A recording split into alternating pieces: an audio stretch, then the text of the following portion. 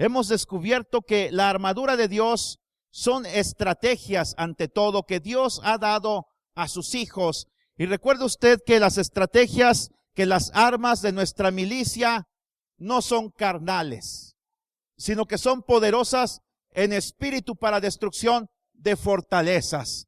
Nosotros no peleamos como pelean los ejércitos del mundo. Nosotros peleamos a la manera de Dios. Nuestra arma principal es la palabra de Dios, es nuestra arma de ataque. Y los demás elementos que vamos a encontrar acerca de la armadura de Dios, nos damos cuenta que son elementos propiamente defensivos. Hoy vamos a hablar acerca de la coraza de justicia. Efesios 6:14, míralo con su vista. Voy a leer la segunda parte. Y vestidos con la coraza de justicia. Amén. Cierre sus ojos y hagamos una oración. Padre, en el nombre de Cristo, te bendecimos, te damos gracias porque estás con nosotros, porque tú eres bueno y para siempre es tu misericordia. Hoy te pido que esta palabra hablada a nuestros corazones, a nuestras mentes, a nuestro espíritu, sea sembrada y produzca fruto al 30, al 60 y al 100 por uno. En el nombre de Cristo te lo pedimos, Señor. Amén. Usted puede tomar asiento y quiero hablarle a modo de introducción y hablando precisamente de esto, que las armas o los elementos de la armadura de Dios son más bien defensivos que ofensivos. Porque ninguno de nosotros en nuestra humanidad, si nos enfrentáramos cuerpo a cuerpo con Satanás, lograría vencerle. Seríamos derrotados. Tanto así que la espada a la que Pablo hace alusión aquí en el libro de Efesios dice que es la espada del Espíritu. No es la espada de la carne, no es la espada humana, no son nuestras capacidades como personas. Y nos damos cuenta que la espada no se refiere a una larga espada de ataque como la que nosotros imaginamos. Más bien es una espada corta. Es para la lucha cuerpo a cuerpo. De modo que la mayoría de estas armas tienen la función de proteger y de resistir. Por eso dice el apóstol Pablo, y una vez acabado todo, permaneced fieles, permaneced firmes, resistiendo al enemigo. Tú tienes que permanecer en la vida cristiana, protegiéndote de los ataques de tu enemigo, que es Satanás, pero además resistiendo sus ataques. A veces al cristiano se le va a invitar a no contraatacar, sino solamente resistir. Por ejemplo, cuando tu familia te insulte por tu cristianismo, cuando tus compañeros se burlen de ti en la universidad o en el trabajo porque tú eres una persona que realmente busca a Dios, se te invita a que no contraataques, a que simplemente guardes silencio, que encomiendes tu causa al Señor Jesucristo, porque Él se identifica contigo, porque Él como cordero que no abrió su boca, enmudeció, fue llevado al matadero. Cristo, Él pudo haber tenido 12 legiones de ángeles a su disposición, y no se le olvide que una legión de ángeles constaba así como de 6,000 ángeles. 72,000 ángeles estaban a disposición de Cristo para defenderlo, para bajarlo de la cruz, pero Él se negó porque nos ama con amor eterno. Así que tenemos que entender que a veces la lucha del cristiano es simplemente resistir y aguantar los ataques, aguantar las burlas, aguantar los desprecios, las maldiciones, porque es la invitación que Dios nos ha hecho. Jesucristo dijo, perdónales porque no saben lo que hacen. Y el segundo mártir de la historia del cristianismo, porque el primero fue Jesucristo, el segundo que fue Esteban, este hombre que era muy joven, que era un discípulo de Cristo, que era un hombre sabio, lleno del Espíritu Santo, cuando él fue apedreado por defender su fe en Jesucristo, la expresión de él fue, no les tomes en cuenta este pecado. Y él no se defendió. Y él murió. Él murió porque él solamente le tocó resistir. La iglesia de Esmirna, la iglesia perseguida en el libro de Apocalipsis, capítulo 2, versículos del 8 al 11, Jesucristo les dijo, y voy a leer este pasaje, las indicaciones de Cristo ante el sufrimiento, ante las pruebas, porque es importante recordar esto como cristianos, porque el día de hoy vivimos una etapa en la que la frase de muchos es, el que me la hizo, me la paga. Yo perdono, pero no olvido. Hay gente que en la menor oportunidad que tiene, se venga de sus enemigos. Escuche lo que dice el versículo 10 del capítulo 2 de Apocalipsis. No temas en nada lo que vas a padecer. He aquí, ¿quién? Escuche, ¿quién? Eran las autoridades romanas. Era el emperador romano quien iba a llevar a cabo esta obra de destrucción, de despojo contra la iglesia cristiana. Pero escuche lo que dice el versículo 10. El diablo está detrás de todos estos ataques y persecución contra la iglesia. El diablo echará a algunos de vosotros en la cárcel para que seáis probados y tendréis tribulación por cuánto, por 10 días. Escucha, hermano, hermana, cualquier prueba que estés enfrentando, cualquier persona difícil que estés soportando, este periodo de prueba y de tribulación, de persecución, tiene un fin. Pero Dios ahorita está probando tu corazón. Tal vez no son personas, tal vez es una enfermedad. Tal vez es la falta de conversión en algún ser querido o en los hijos. Pero escucha, tarde o temprano va a brillar la aurora. Tarde o temprano va a venir la respuesta a nuestra vida. Y a nosotros simplemente se nos indica, sé fiel hasta la muerte y yo te daré la corona de la vida. Para que seáis probados. Escucha, si Dios permite algo difícil, adverso en tu vida, es porque está probando tu corazón. ¿Qué tanto tú le amas? ¿Qué tanto le eres fiel? Y tendréis tribulación por 10 días. Sé fiel hasta la muerte y yo te daré la corona de la vida. Hay una recompensa para aquellos que permanecemos fieles, para aquellos que resistimos las pruebas. Ahora, quiero decirte algo muy importante acerca de esto, que tenemos protección y resistencia. Ahora, ¿cuál es la razón? Que el enemigo con el que peleamos ya está derrotado. Uno de los textos ignorados por los creyentes es Colosenses 2:15. Escucha, despojando a los principados, a las potestades, los exhibió públicamente, triunfando sobre ellos en la cruz del Calvario. Aquí hay varias frases que resuenan. Despojando. Cristo a Satanás lo despojó. Escucha. Luego lo exhibió. Luego triunfó sobre él. ¿Cuándo? En la cruz del Calvario y posteriormente en su resurrección. Tenemos que entender que el reino de Satanás ha sido desolado. El reino ha sido destruido. Él ahora simplemente lo que estamos haciendo los creyentes, los cristianos, es recoger los despojos que Cristo hizo. ¿Por qué? Cristo entregó su vida por nosotros. Allá en el huerto del Edén, Satanás nos ganó el derecho a la humanidad a gobernar sobre este mundo. Él es el príncipe, es el Dios de este mundo. Tenía que suceder que Cristo viniera, el segundo Adán, viniera a esta tierra, se hiciera carne, el Hijo de Dios se hizo hijo de los hombres, para que los hijos de los hombres fuéramos hechos hijos de Dios. Se hizo uno como nosotros, tuvo sueño, tuvo hambre, tuvo cansancio, incluso se enojó, pero no pecó. Jesucristo, según Hebreos capítulo 2, versículo 14 y 15, si quieres leerlo junto conmigo. Hebreos 2, 14 y 15. Escucha la obra de Jesucristo. Así que por cuanto los hijos participaron de carne y sangre, Él, ¿quién es Él? Él también participó de lo mismo, para destruir por medio de la muerte al que tenía el imperio de la muerte, esto es, al diablo. Y librar a todos los que por el temor a la muerte estaban durante toda la vida sujetos ¿a qué? A servidumbre. Jesucristo vino a liberarnos. Él vino a darte libertad. Yo no sé qué pecado te asedia a ti. Yo no sé con qué batallas tú, con qué área de tu carácter, de tu temperamento, pero quiero decirte que Cristo se hizo como tú. Él comprende tus necesidades. Cada tentación que tú has pasado, Él la comprende. Y Él tiene el propósito de liberarte. La única batalla que ya está ganada es la que se pelea contra Satanás. Tú tienes que entenderlo. Hay gente que dice, es que yo soy vencido constantemente por el pecado. Hay gente que dice, es que yo no puedo luchar. Es que mi carne es débil. Hay gente que lo llega a expresar. Quiero decirte una cosa. 1 Corintios 10:13. Es una verdad que tú tienes que aprender. Ponla ahí junto al refrigerador, junto al televisor, junto a la computadora.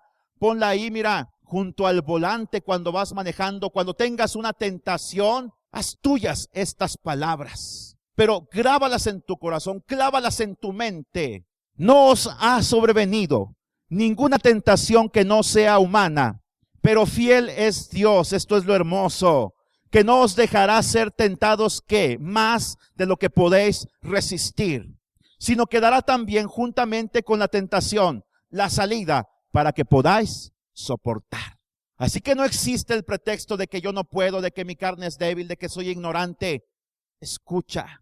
Tú tienes el poder para vencer la tentación. Porque cuando Satanás viene, y él es tan cobarde que mira que ni siquiera viene él. Él envía demonios, envía personas. Por eso dice Efesios, nuestra lucha no es contra sangre y carne. Él no te va a enfrentar directamente. Él va a enviar a sus achichincles. Ahí en el trabajo, gente que te va a decir, un cigarrito, hombre, un cigarrito nada más.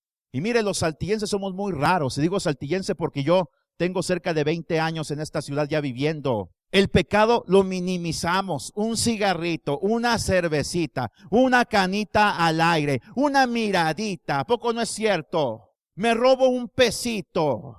Oiga, escuche, el pecado es pecado. A veces nosotros le ponemos niveles, grados al pecado, pero el pecado sigue siendo pecado. El pecado es una enfermedad que nosotros traemos. Aquí es un hospital y nosotros venimos aquí a ser curados. Usted en este momento con la palabra de Dios, que es más efectiva que el agua oxigenada, Dios está limpiando su corazón. Dios está recreando su corazón, porque a veces el corazón está tan malo, tan pervertido, tan enfermo, que lo que necesitamos es un trasplante de corazón. Por eso dijo el salmista en el Salmo 51, crea en mí, oh Dios, un corazón nuevo y renueva un espíritu recto dentro de mí, delante de ti. Aquí no solamente son curitas lo que le vamos a dar, no son aspirinas. Aquí son soluciones radicales contra el pecado. Y escucha, no debe haber temor en nuestro corazón de que Satanás vaya a ganar esta batalla. Pero no por eso vamos a vivir sin defensa alguna. De modo que esta es la razón por la que Pablo nos urge a ponernos la armadura de Dios. Le pregunto, usted, conociendo todo eso que le he dicho, los que tienen meses escuchándolo, vuelvo a preguntar, ¿acostumbra a ponerse la armadura de Dios todos los días? No que va a hacer unos movimientos de karateca y que va a aumentar su ki como en las caricaturas, o que se va a poner la armadura de los caballeros del zodiaco, ¿verdad? La armadura dorada y que cadena de diamante y que cosas, polvo cósmico. No son esas tonterías. No es misticismo, es un cristianismo comprometido. Estamos hablando de la coraza que usaban los soldados. Y mire, la palabra coraza está muy emparentada con la palabra corazón. Vamos a ver un poquito acerca de esto. La coraza del soldado era una placa que se ponía en el pecho, hecha de metal, que venía desde el cuello hasta los muslos y que protegía las áreas vitales del cuerpo. El creyente, nosotros, debemos de vestirnos con la coraza de justicia para protegernos de nuestro adversario. Con esto vamos a proteger nuestros órganos vitales. Ahora, veámoslo de qué manera. Primero, ¿cuál es la función de la coraza de justicia?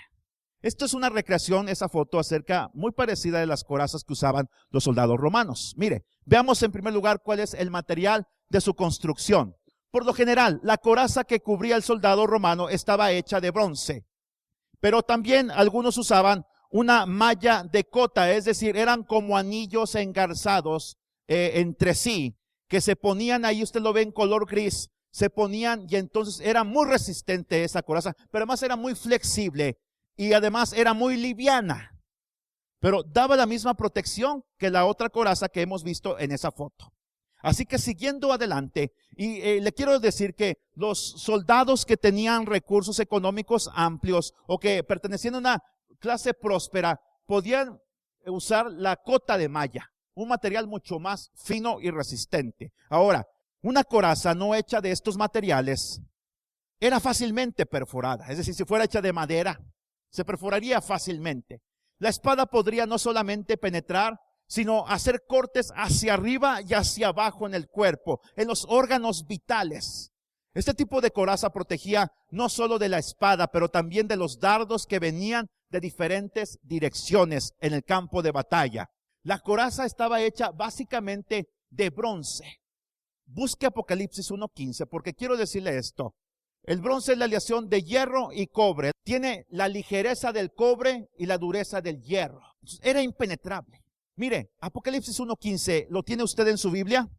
Porque es muy importante darnos cuenta de cómo la palabra nos enseña una riqueza de cosas que a veces no relacionamos y cuando el Espíritu Santo nos las va enseñando, yo le doy gloria a Dios por ello. Déjeme contarle una experiencia. Anoche estaba haciendo esta predicación. El día de ayer tuvimos un foro teológico aquí en el Museo del Chapulín, a un lado en las instalaciones. Vinieron estudiantes de diversos institutos bíblicos de todo Coahuila, de las Asambleas de Dios. Yo soy el tesorero del Instituto Bíblico El Buen Pastor. Nosotros fuimos los anfitriones de cerca de 300 personas que vinieron. Tuve actividad el viernes desde las 12 hasta las 6. Luego mi esposa y yo vinimos a limpiar el templo. Nos fuimos a las 10:30 de aquí. El día de ayer, desde las 6 de la mañana andaba levantado preparando esas cosas del Instituto Bíblico, del encuentro de institutos, para recibir a 300 personas. Y hasta, ¿qué le diré? Hasta las 4 de la tarde me pude salir de ahí. Y entonces fui a una boda en la noche, llegué a las 11 de la noche y me puse a preparar la predicación. Ya tenía material, pero ¿qué cree? A la 1, cuando ya estaba por acabar, cerré el programa y no lo grabé. Sí, ríase. Ya no nos queda más que reírnos. Usted dice, ¿cómo está la predicación ahí? Dije, me voy a dormir mejor. Me levanté a las 6 y la elaboramos y quedó mucho mejor. Y ya con la mente clara y la mente descansada. Y es lo que le estamos preparando a usted. Esto acaba de bajar del cielo, Este maná viene recién preparado del cielo. ¿Y por qué le digo? Porque fue lo que Dios me dio esta mañana, lo que Dios me reveló. Esa palabra bronce se me quedó en mi corazón y me acordé de algo, de Jesucristo. La revelación que Cristo le dio en el Apocalipsis, en la isla de Patmos a Juan. Escucha lo que dice Apocalipsis 1:15. Y sus pies semejantes, está describiendo a Cristo, el Cristo glorificado. Sus pies semejantes al bronce bruñido, refulgente como en un horno, y su voz como estruendo de muchas aguas. Escuche la expresión, sus pies semejantes al bronce bruñido. ¿Qué es el bronce bruñido? Es el bronce refulgente, que tú metes a las brasas y empieza a brillar y a irradiar luz, que está el rojo vivo, es lo que está diciendo.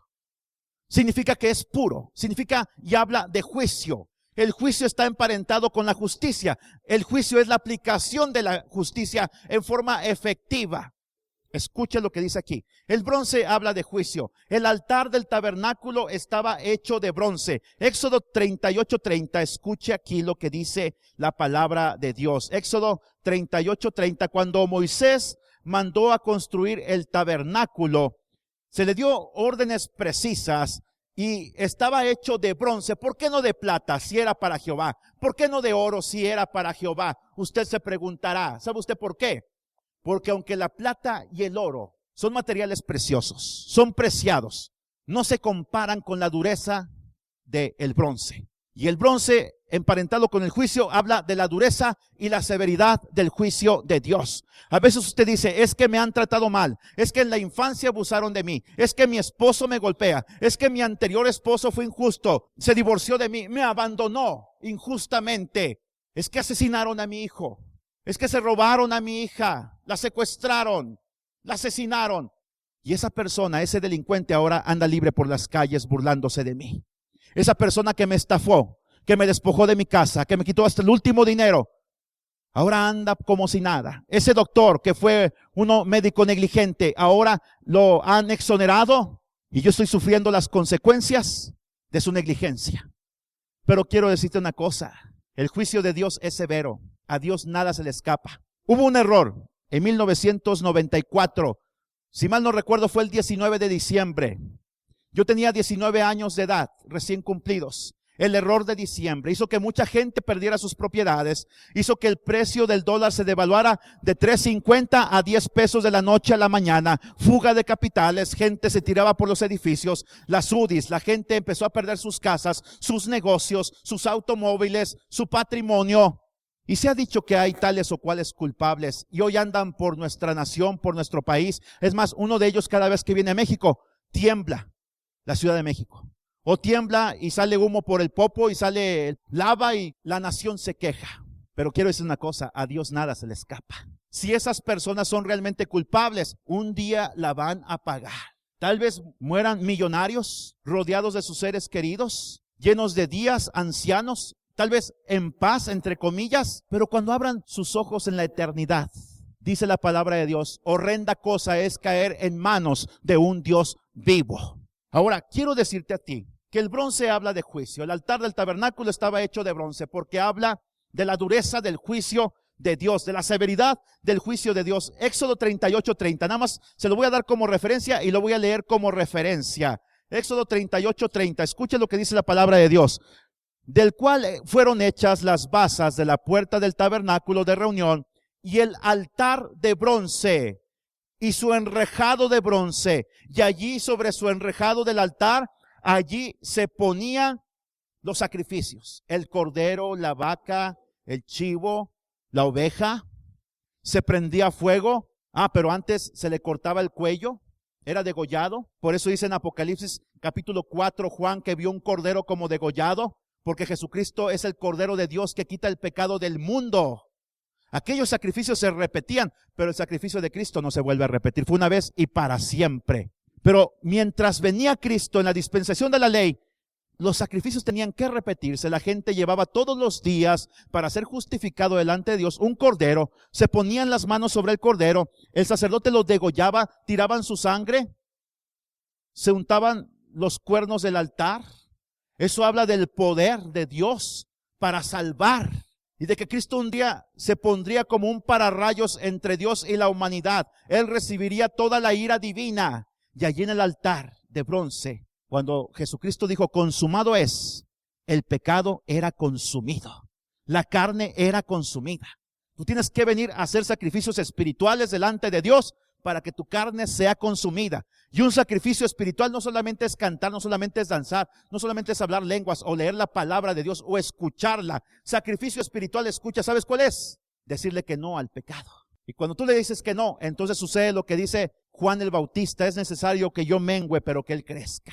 Cristo va a crecer en ti, tu carnalidad va a ser pisoteada por los pies de Jesucristo, esos pies de bronce que hablan de juicio. Hemos comprendido esto, hermano, el material de la coraza de justicia. Si no me regreso, ahí está el altar de bronce. Esa era la figura, ahí se ofrecían los sacrificios y estaba precisamente antes de entrar al lugar santísimo. No podemos entrar a la presencia de Dios si no hay sacrificio de nuestra parte.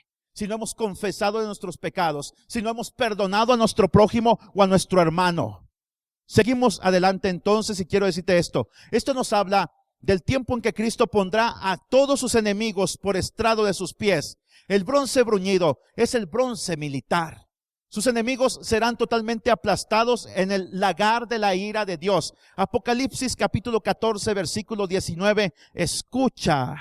Y el ángel arrojó su hoz en la tierra y vendimió la viña de la tierra y echó las uvas en el gran lagar de la ira de Dios. Y fue pisado el lagar fuera de la ciudad. Y del lagar salió sangre hasta los frenos de los caballos por 1600 estadios. Un día Dios va a traer juicio sobre esta tierra. Criminales de cuello blanco, asesinos, psicópatas, violadores, gente que ha matado multitudes, genocidas se les llama. Hitler, Stalin, todos los que usted quiera poner ahí, un día van a comparecer en la presencia de Dios. Y espero que usted no comparezca en la presencia de Dios en estas circunstancias. Espero que usted se vaya o en el arrebatamiento o que al partir de este mundo abramos los ojos en la eternidad, porque para mí el vivir es Cristo y el morir es ganancia. Quiero decir esto y seguimos avanzando. Los pies de Cristo van a traer juicio. Hoy nosotros anunciamos juicio, pero no nos corresponde juzgar.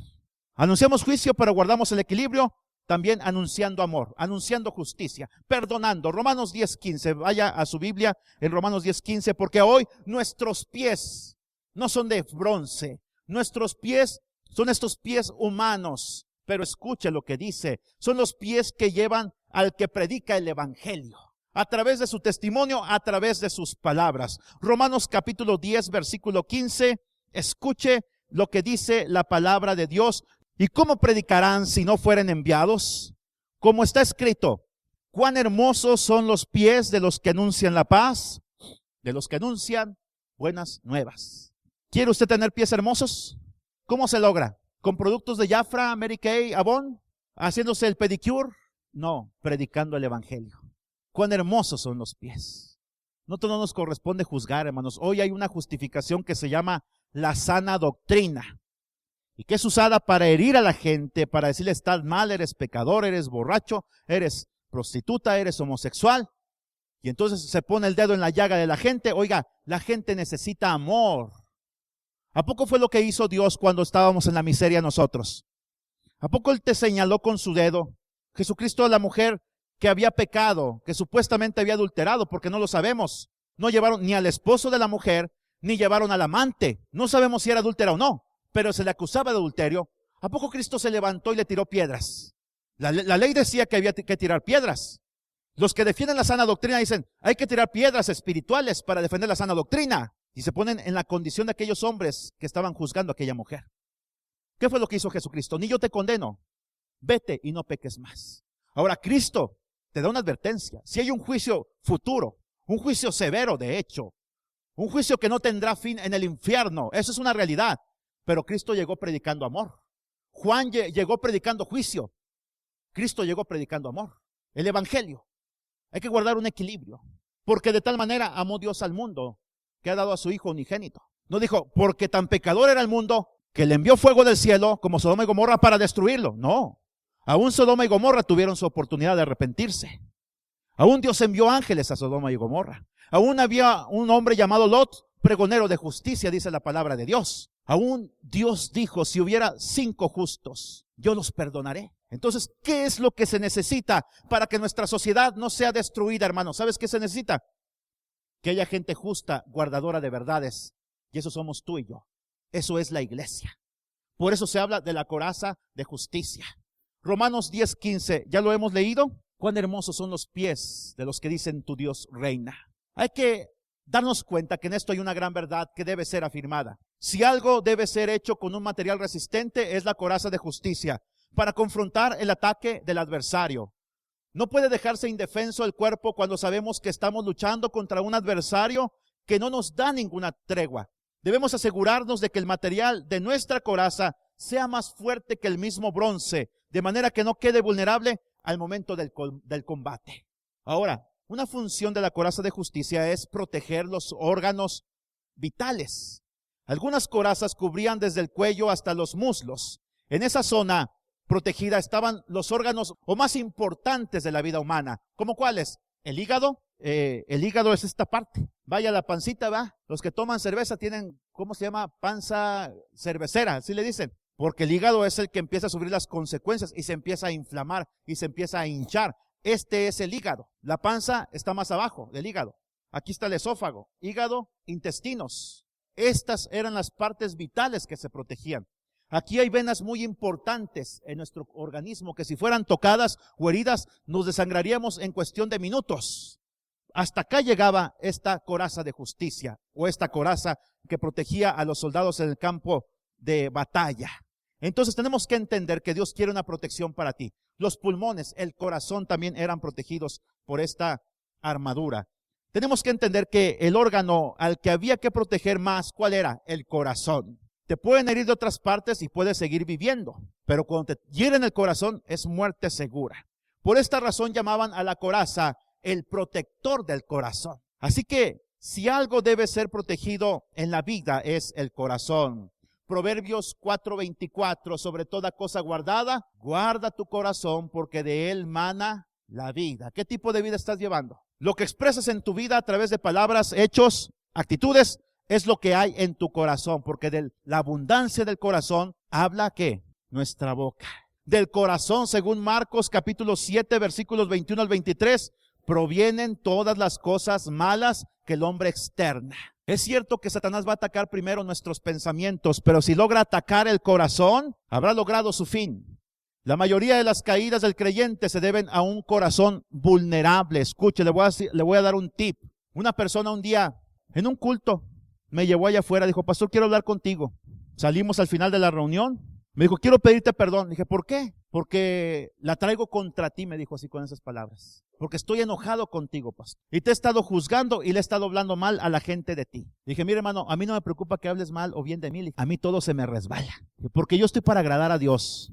Sí, para dar un buen testimonio. Sí, para amar a la gente. Dije, pero te voy a decir un consejo, le dije. De nada sirve que me vengas a pedir perdón a mí, si no vas a pedirle perdón a la gente a la cual le hablaste mal de mí. ¿Está usted entendiendo esta gran verdad? Y entonces tenemos que entender, hermanos, que la justicia es simplemente estar en paz con todos, hablando humanamente. Eso es hacer lo justo. Porque si yo hablo mal de Lázaro, pero luego, no, perdóname Lázaro, pero ya acá a 5,000 personas les hablé mal de Lázaro, ¿de qué sirve? Ya hice un daño muy grande. Dañamos a la iglesia, dañamos al cuerpo de Cristo, dañamos a las personas. Por eso es que hay que cuidar nuestros labios, hermanos. Y eso es llevar una vida de integridad. ¿Cómo está tu corazón? Hay corazones vulnerables, hay corazones que tienen las 3C, déjenme recordarlas: cambiantes, caprichosos y convenencieros. Son bien vulnerables. Si Dios no les responde, ¿qué es lo que hacen? Empiezan a quejarse de Dios. ¿Cómo está tu corazón? Tienes que proteger tu corazón, y por eso Dios nos ha dado una coraza. Y vamos a hablar acerca de la coraza. Es cierto que Satanás va a atacar siempre nuestros pensamientos, pero si logra atacar el corazón, habrá logrado su fin. Le dije a esta persona: cuida tu corazón, humíllate delante de Dios. Y mire, y si esa persona me dice algo en la cual yo la afecté, yo lo reconoceré, porque no somos perfectos, porque nos equivocamos. Pero en esa circunstancia de esta persona, no había algo como para que yo le hubiera hecho un daño. Pablo nos recomienda ponernos la coraza de justicia para que nos proteja y que permanezcamos en la lucha. Esto es tan importante que de guardar el corazón, que Salomón lo dijo: sobre toda cosa guardada, guarda tu corazón, porque de él mana la vida. Recordemos que el corazón, según Jeremías 17:9, dice que el corazón es engañoso más que todas las cosas. ¿Quién lo conocerá? Es engañoso y perverso nuestro corazón.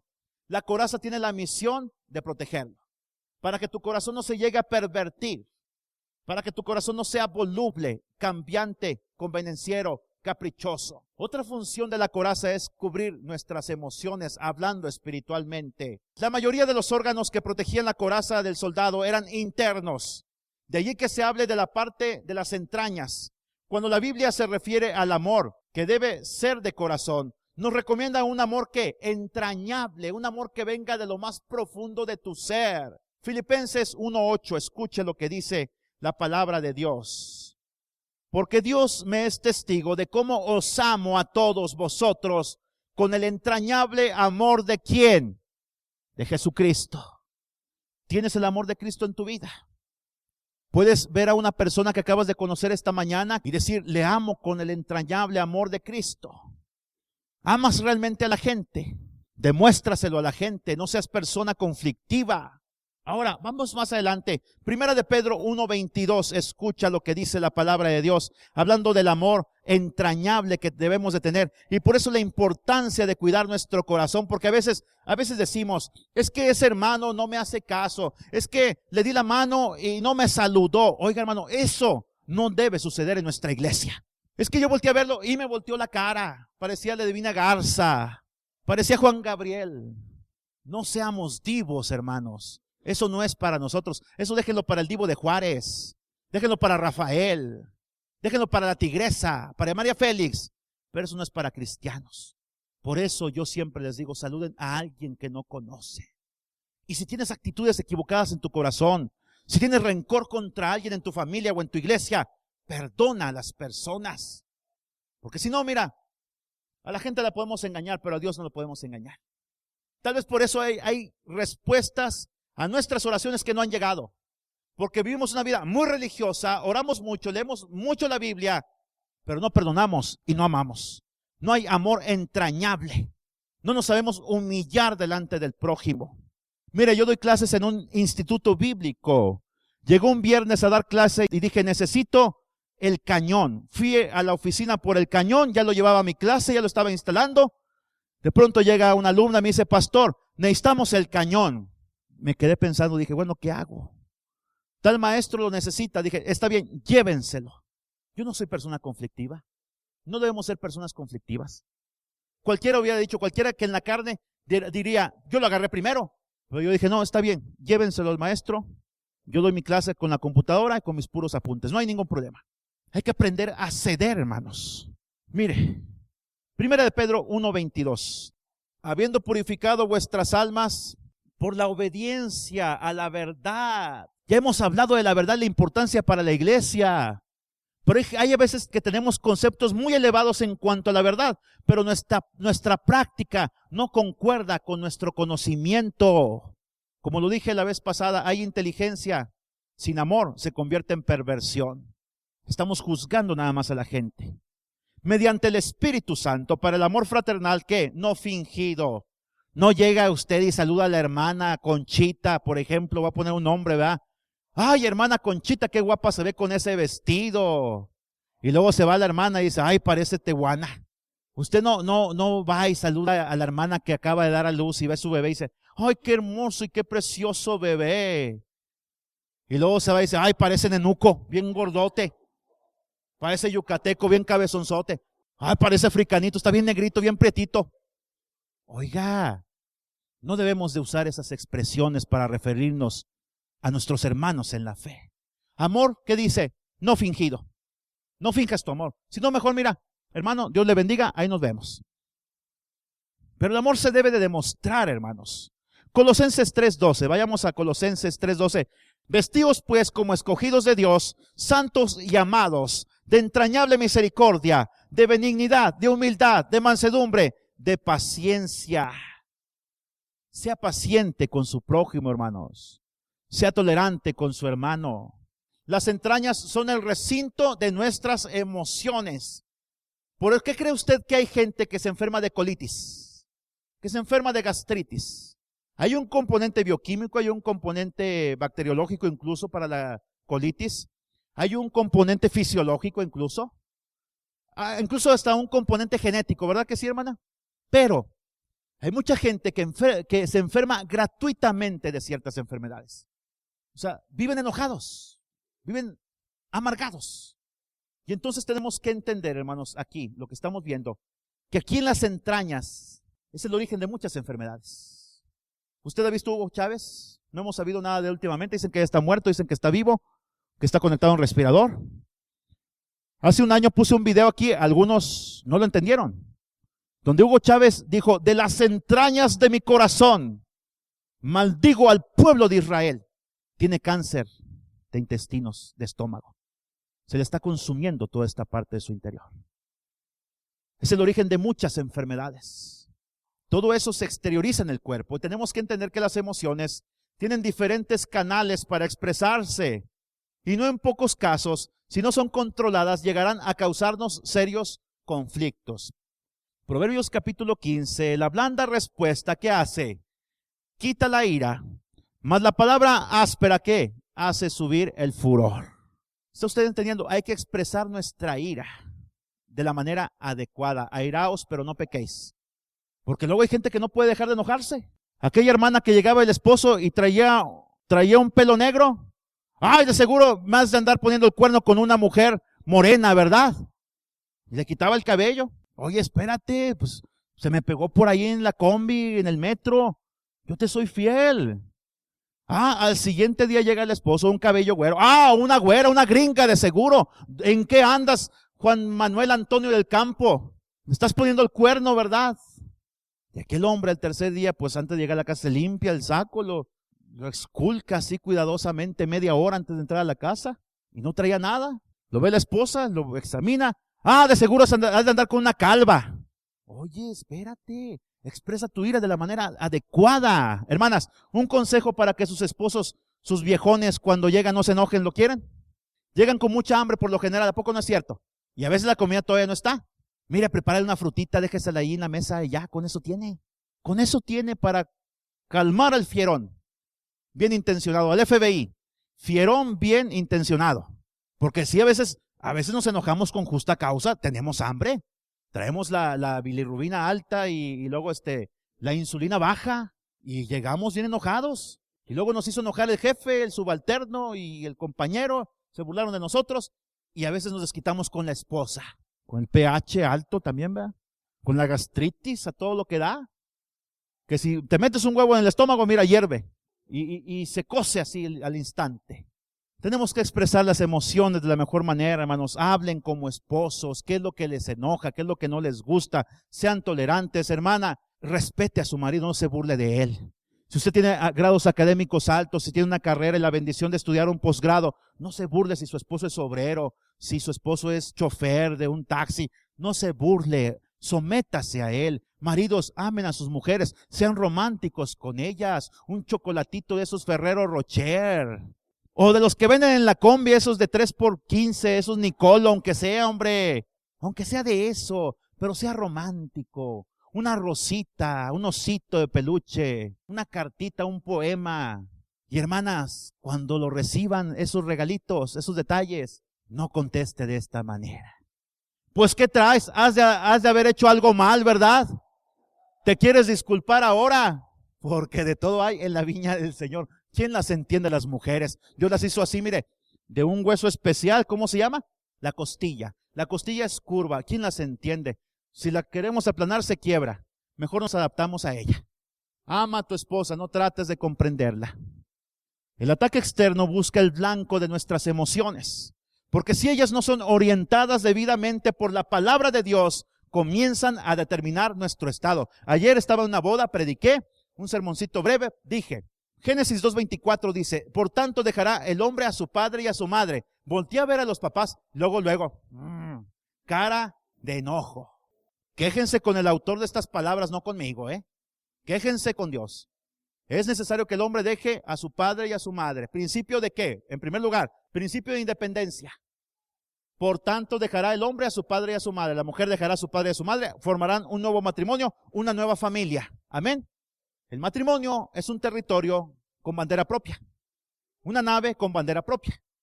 Los padres no tienen derecho a meterse en las decisiones de los hijos. Por eso se supone que los hijos y las hijas se deben de casar con personas que amen a Dios profundamente.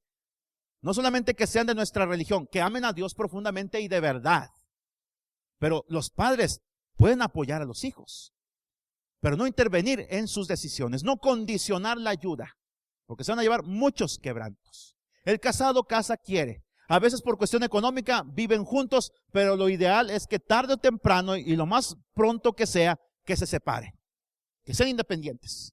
Segundo lugar, y se unirá a su mujer, y serán los dos una misma carne. Primero, principio de independencia. Segundo, principio de unidad. Cordón de 3 dobleces no se rompe fácilmente. Un hombre y una mujer unidos con Dios son ese cordón de 3 dobleces que no se puede romper fácilmente. Vendrán las aguas, vendrán los problemas, vendrá la enfermedad, vendrán dificultades y no nos va a poder separar. Principio de unidad. No dejes que nadie se meta en tu matrimonio varón. No dejes que tus padres empiecen a criticar a tu mamá. No dejes que tus hermanos, que los amigos empiecen a criticar a tu esposa. No dejes que lo critiquen. Defiéndela cuando la ataquen. Porque si no, ¿con quién está tu lealtad? Debe estar solamente con Dios. Mire, un día, por azares de la economía, nos tuvimos que ir a Río Bravo a trabajar. Me llevé a mi esposa, recién casados. De hecho, estaba embarazada ella. Pero le digo, primero nos casamos y luego se embarazó, No nos comimos la torta antes del recreo. Estuvimos trabajando allá. Yo trabajaba, ella era ama de casa. Un día llegué, mi mamá empezó a quejarse de mi esposa, el siguiente día también. Luego yo iba con mi esposa y la regañaba. Hasta que un día Dios me dijo, tú eres el sacerdote. Hablé con mi mamá, le dije, mamá, la respeto mucho, usted fue la primera mujer en mi vida, yo la amo demasiado. Que quede bien claro, ese amor no va a cambiar. Pero cuando yo me caso, usted pasa a segundo término. Le guste o no, y aunque me duele en el corazón, se lo tengo que decir. Y usted me lo enseñó y es bíblico. Así que respetemos ese principio. Porque si usted me obliga a escoger entre usted y mi esposa, lamento decirle que tengo que escoger a mi esposa. A algunos se les hace muy difícil entender este principio. Es el principio de unidad. Se unirá a su mujer. Y mire, nos la llevamos bien en paz después de todo eso. A mi suegra, aquí está mi suegra amada. Levante suegra para que la conozcan. María del Socorro. Cuando nos casamos vivimos en la casa de mi suegra. Rentábamos una casa en común. Los primeros días que llegaba del trabajo, mire, la comidita hecha, la casa limpia, todo bien bonito. Yo llegaba y comía. Y un día le dije a mi esposa, oye, pues qué buena cocinera me encontré. Me dice, es que mi mamá es la que hace la comida. Le dije a mi suegra, oiga, suegra, perdone, pero prefiero que mejor me haga de comer ella. Luego me arrepentí algunos meses. Pero mi suegra entendió y se hizo un lado. Ya luego buscamos nuestra propia casa y empecemos a crecer como matrimonio. Empezamos a conocernos. Porque cuando hay terceras personas viviendo en la casa, no hay libertad para conocernos, para expresar nuestras inquietudes, nuestras emociones. Y tercer principio, dice, y serán una sola carne. Eso habla de la intimidad, del principio de intimidad. Precisamente por eso tenemos que vivir solos, para que haya intimidad. Para que el varón, si quiere andar en boxers, pues que él tenga la libertad de andar en boxers. Que haya intimidad. Y luego dice más adelante, y estaban desnudos y no se avergonzaban. Oiga, no se burle de su esposo, no se burle de su esposa. Como aquel hombre que le decía a la esposa, oye, como que me ha crecido la panza, estoy cachetón, ya tengo las entradas muy grandes. Dime un halago porque necesito que alguien me halague, le dice la esposa.